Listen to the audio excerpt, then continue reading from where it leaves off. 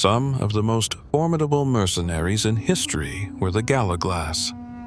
Equipped with head-splitting axes and carefully chosen from only the strongest, these warriors were incredibly professional and had a significant impact on Irish history and warfare from the 13th to the 16th centuries. The Galloglass were a superior infantry force that excelled in both combat and protection duties. They began as simple mercenaries from the rugged northwest shores of Scotland and developed into a sedentary warrior class in Ireland. They supplied all of Ireland with lethal fighters who could readily compete with English knights thanks to their family networks. This movie examines how modern historiography describes the Galloglasses, their characteristics, their effectiveness, and, lastly, their tactics. In 1166, the High King of Ireland, Rory O'Connor, Ruaidrí Ua Conchobar, forcibly overthrew Dermot MacMurrough, Diarmait mac Murchada, King of Leinster. He requested assistance from England in regaining his crown, and in return, Anglo-Norman mercenaries made a commitment to Dermot MacMurrough, regained his throne after demonstrating loyalty to Henry II, the King of England. Although he had made a pact with the devil, over the ensuing years an increasing number of Englishmen came to Ireland, and in October 1171, King Henry arrived with an army to seize control of the whole island. The Anglo-Norman invasion of Ireland is the current name for this event. Before long, the local chiefs were embroiled in a horrific conquest war. Even worse, they lacked highly trained and well-armed soldiers to contend with the Anglo-Norman knights. For this reason, they finally called on the Galloglass A&M at. The island and coastal areas of Scotland's western coastlines, known as the Insigall or Isles of the Foreigners, are where these warriors first appeared. A melting pot of Celtic and Norse ancestry, this rugged area was home to several small communities and produced resilient, weather-worn people who were accustomed to the difficulties of both life and combat. The Galloglass are first recorded in Irish history around the middle of the 13th century. Despite the fact that foreign mercenaries in general were undoubtedly present in Ireland earlier, a number of them were already living in Ireland, mostly in Ulster. They were fierce fighters, and many of them had served in the military in Scotland under their feudal lords. The Galloglass were very different from the other kinds of soldiers that Gaelic lords hired. Lords typically used light infantry, so-called kern, cithern, and light cavalry in the late medieval era. Both were ideal for the guerrilla warfare, cattle raiding, and small-scale combat that defined early and high medieval Irish warfare. But they were unfit for open combat, which was growing more frequent, and no match for Norman men-at-arms. Norman knights, who had been trained since childhood to fight with a sword and lance both on foot and on horseback, were up against outmatched Irish light forces. It was obvious that stronger forces were needed. It made sense to hire the Galloglass, and in fact, their presence greatly bolstered the Irish resistance. Nevertheless, Anglo-Irish lords and Irish dynasties gradually shared sovereignty of the island. While the fight continued, the Scottish soldiers once more obtained employment from various masters, remained, and eventually made Ireland their home. Thank you to Blinkist for supporting this film. I have been listening to their crucial discoveries, which they refer to as blinks, a lot lately. I initially used Blinkist to refresh my memory on novels I had previously read, but as you use the app, it suggests more and more content, making it an excellent tool for finding new books as well. This ideally blends comprehension and fun for me, since it provides me with the opportunity to learn new concepts in a very short period of time. Typically, one blink is equivalent to 15 minutes. After all, there are so many relevant books that you can never read or even remember them all. Blinkist covers the majority of the major titles with over 5,500 titles in 27 categories, such as science, society and culture, productivity, and more. This helps me understand the concepts of the most important books while I'm driving or taking a dog for a walk. My current suggestion, given the approaching Memorial Day, is Tribe, Sebastian Junger's On Homecoming and Belonging, a provocative blink that explores how and why people yearn for belonging and community.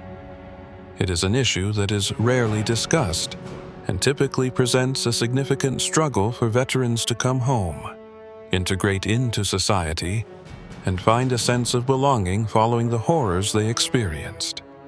Using our link, which is located in the description box below, Blinkist is giving 50 off Blinkist Annual Premium and a 7-day free trial in honor of Memorial Day. Check it out.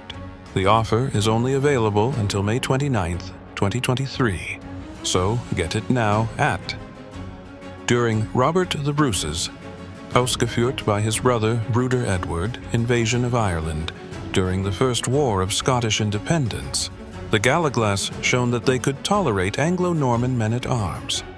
The historian John Marsden claims that this battle truly sparked the Galloglass's ascent and showed the possibilities of this new type of fighter. They rose quickly as well, changing from sporadically employed mercenaries to a warrior caste in less than a century. Galloglass families were organized into hereditary professional kindreds, whose branches were settled in various lordships in Ireland, according to Luke McInerney, an expert on medieval Gaelic Ireland.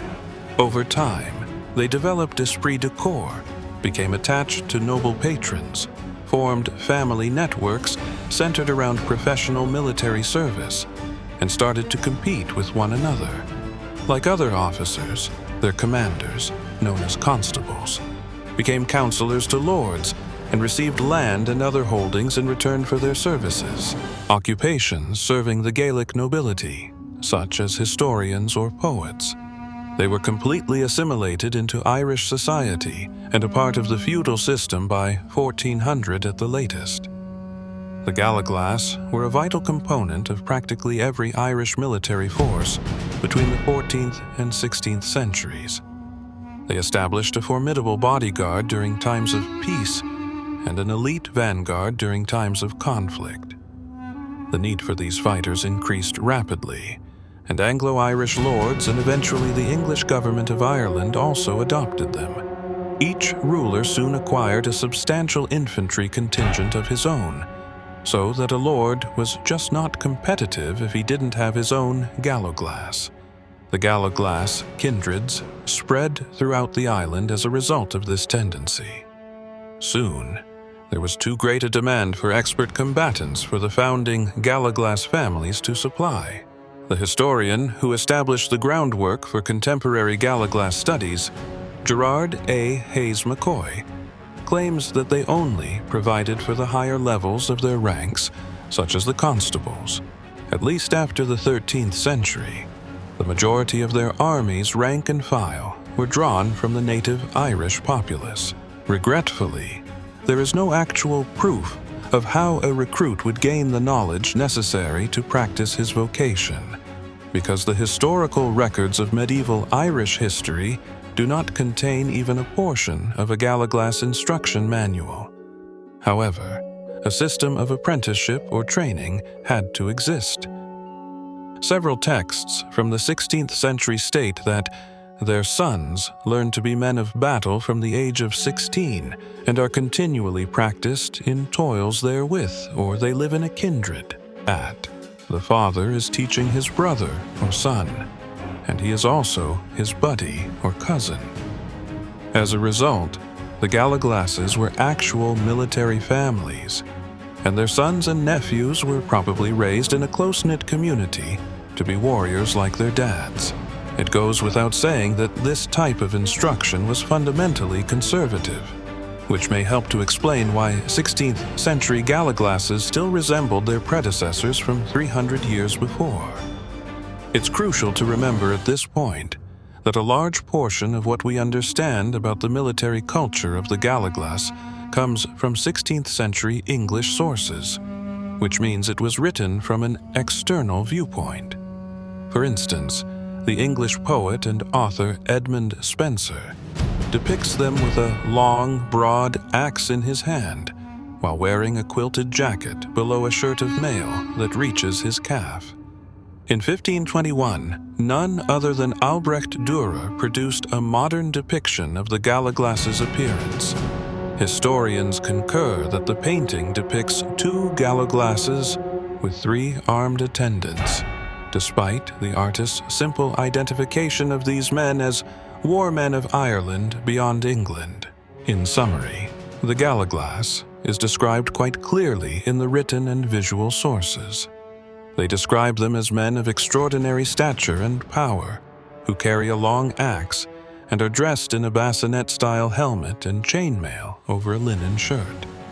Although the Galloglass undoubtedly employed a variety of weapons, including spears, bows, 2-handed swords, and numerous sidearms, this war axe is always emphasized as a distinguishing feature. The Galloglass warrior and his axe became inseparable by the middle of the 16th century, as the local smiths made the Galloglass's weapons, which varied widely in design and form, but often had long handles that occasionally resembled poleaxes.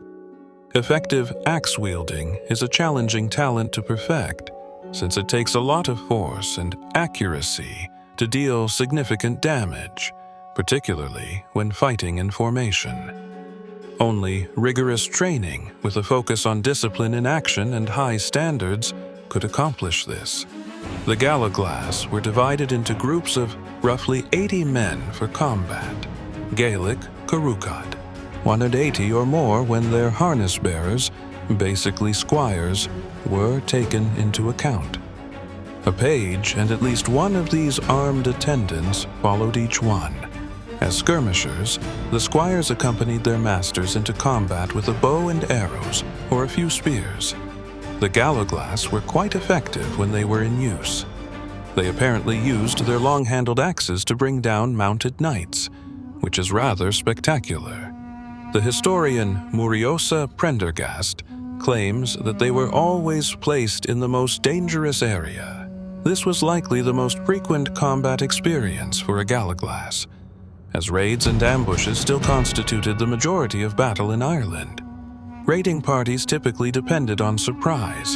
The rearguard was the most hazardous position in this situation. Despite counterattacks and pursuers, the Galloglass held their ground and protected their allies' withdrawal. The Galloglass created a powerful, densely populated formation in the middle of the battle array known as the Castle of Bones during combat. Standing there, they provide cover to light infantry, archers, and conventional cavalry in a stoic manner. From this secure location, the latter threw javelins at the adversary before ducking back into hiding. A fight of Galloglass, on the offensive at last, might produce a tremendous amount of destructive force. Following a period of skirmishing, the Galloglass pushed forward to use their axes to break up the enemy formation, as the squires fell back. The battles were usually brief and intense. When defeated, the axemen regrouped, a protective screen, which made their allies flee. Their hefty equipment made it impossible for them to rapidly flee.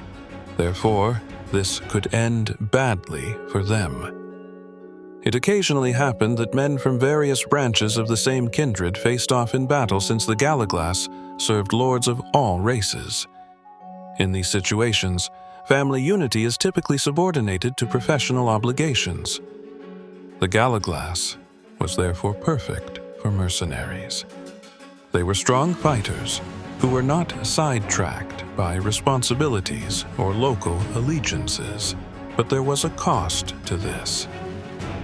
The Galloglass did not fight for free, just like every other mercenary.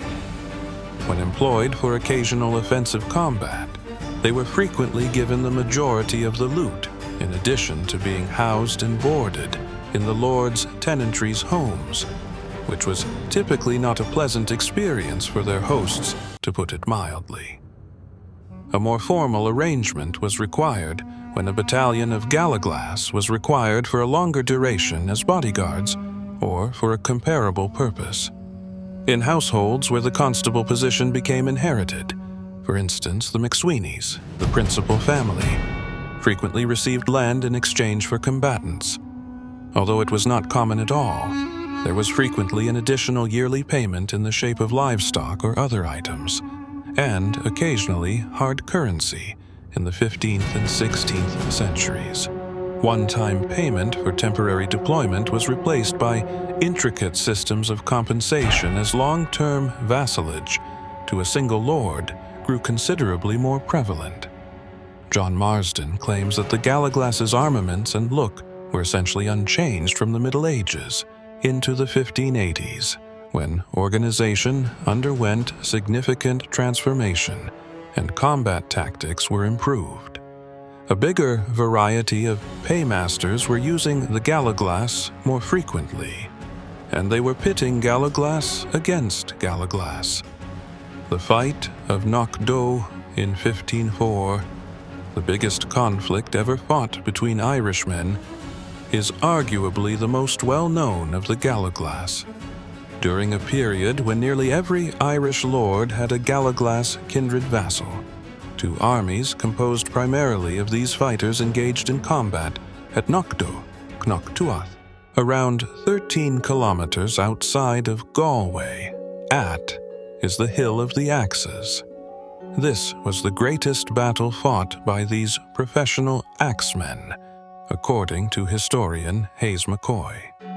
On August 19th, Gerald Fitzgerald, Geroid Moore, Earl of Kildare, the king's deputy, assembled an army of roughly 6,000 warriors at the foot of the Hill of the Axes, the group of whom was Galloglass, to remove his ambitious brother-in-law, Ulick Burke of Clanricarde, Uiliag Fionn de Burca. He had called upon his allies. About 4,000 men, the most of whom were Galloglass, were brought by Burke and his friends.